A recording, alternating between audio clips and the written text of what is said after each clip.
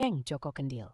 Pada zaman dahulu kala, di suatu desa terpencil di Jawa Tengah ada seorang janda miskin. Ia mempunyai seorang anak laki-laki yang bentuknya menyerupai periuk untuk menanak nasi.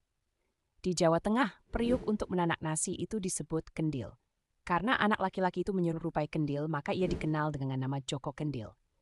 Meskipun anaknya seperti kendil, namun sang ibu tidak merasa malu maupun menyesali, bahkan sebaliknya, ia sangat menyayangi anaknya dengan tulus. Tahun demi tahun Joko Kendil bertambah umur dan semakin dewasa, namun tubuhnya tidak berubah, tetap seperti kendil. Pada suatu hari, Joko Kendil menyampaikan keinginannya untuk segera menikah.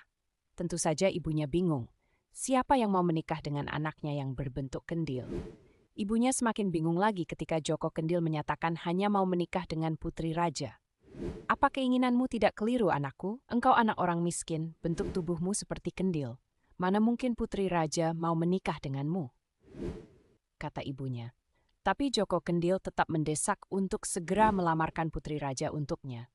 Akhirnya pada hari yang ditentukan Joko Kendil dan ibunya menghadap raja.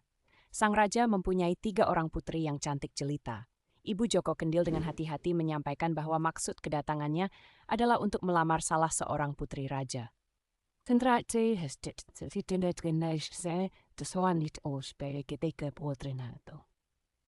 Dewi Kantil, Dewi Mawar, dan Dewi Melati. Adakah di antara kalian yang bersedia menerima lamaran Joko Kendil? Ujar sang raja. Ayahanda, saya tidak sudi menikah dengan anak desa yang miskin itu, jawab Dewi Kantil ketus.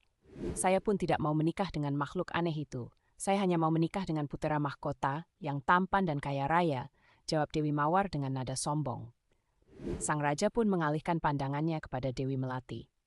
Ayahanda, mohon restui saya, lamarannya saya terima dengan sepenuh hati, jawab Dewi Melati. Mendengar jawaban Dewi Melati yang mengagetkan itu, sang raja pun tertegun sejenak. Ia tidak mengerti apa yang mendorong Dewi Melati bersedia menjadi istri Joko Kendil. Namun sebagai raja yang bijaksana, ia harus menepati janjinya. Aku merestuimu, anakku, kata raja. Keputusan Dewi Melati ini langsung disampaikan kepada ibu Joko Kendil. Akhirnya perkawinan Dewi Melati dan Joko Kendil pun dilangsungkan dengan meriah. Joko Kendil pun resmi menjadi suami Dewi Melati dan mereka hidup berbahagia. Namun, kebahagiaannya selalu terganggu dengan ejekan dan cemoohan kedua kakaknya. Lihat, suami Dewi Melati jalannya menggelinding seperti bola, kata Dewi Kantil yang sengaja bicara dengan keras agar terdengar oleh adiknya. Wajahnya jelek, tubuhnya aneh, ibi tepat untuk tempat buang sampah saja, sambung Dewi Mawar. Semua ejekan itu diterima tabah dan penuh kesabaran Dewi Melati. Pada suatu hari, raja mengadakan perlombaan ketangkasan dan keterampilan menggunakan senjata sambil berkuda. Seluruh keluarga kerajaan menyaksikan lomba itu. Akan tetapi Joko Kendil tidak terlihat di arena perlombaan karena sakit. Dewi Melati pun duduk sendirian. Hore! Hore! Teriak para penonton membahana saat melihat para panglima dan pangeran dari berbagai negeri memperlihatkan keahliannya. Di tengah-tengah kemeriahan lomba ketangkasan, tiba-tiba penonton terpesona melihat kedatangan seorang ksatria tampan dan gagah perkasa yang sedang memasuki arena.